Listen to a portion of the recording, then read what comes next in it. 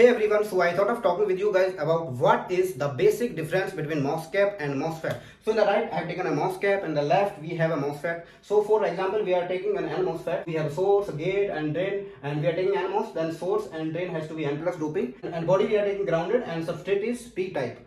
But in case of MOSFET, this is generally we are told this is metal, this is oxide, this is semiconductor, but this is not always the case. It's better to call it conductor.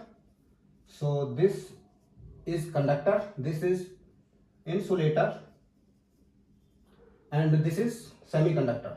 So in case of conductor, it can be polysilicon.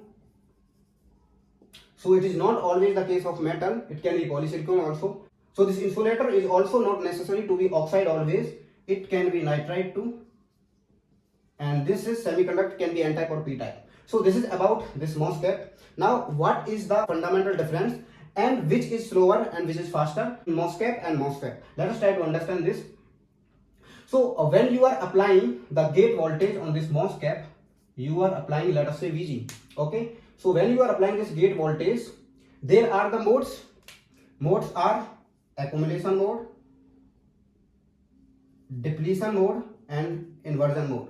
Okay. So when you are applying this gate voltage, there is a depletion region. First there is accumulation layer, then depletion, then inversion. So when you are increasing this gate voltage, there are the thermally generated minority carrier in the bulk.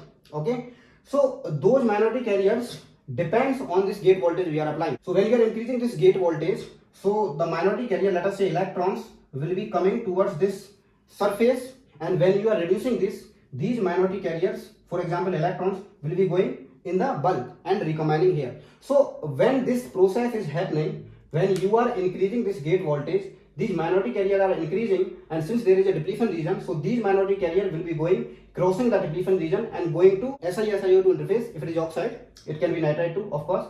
So this is happening when we are increasing this gate voltage, and when we are reducing this gate voltage, these thermally generated inversion charge carrier nearby this surface will be going towards the deep bulk. This minority charge carrier will be crossing again the depletion region and recombine in the bulk. So since these are the minority carriers, so these minority carriers needs time to cross the depletion region and recombine in the bulk. So this is the slow process, since we do not have ample sources of this inversion carrier in case of MOSFET. But in case of MOSFET, we have ample source of inversion charge carrier, source and drain. So when we are increasing this gate voltage, inversion charge carrier are electrons in this P substrate. So these electrons will be going from source to drain, and when we are reducing this, they will be going back where they have come from. So this is not the slow process, because here these minority carriers doesn't have to pass through the depletion region and recombining in the bulk. Hence it is the faster compared to MOSFET. So the fundamental difference between MOSFET and MOSFET is MOSFET is having ample source of inversion charges, but MOSFET is not having. The inversion charges we need has to be thermally generated in the bulk. And MOSFET is slower process due to the reason we have talked about, and MOSFET is the faster process comparatively. So I hope from this video you got some new points which you didn't know earlier.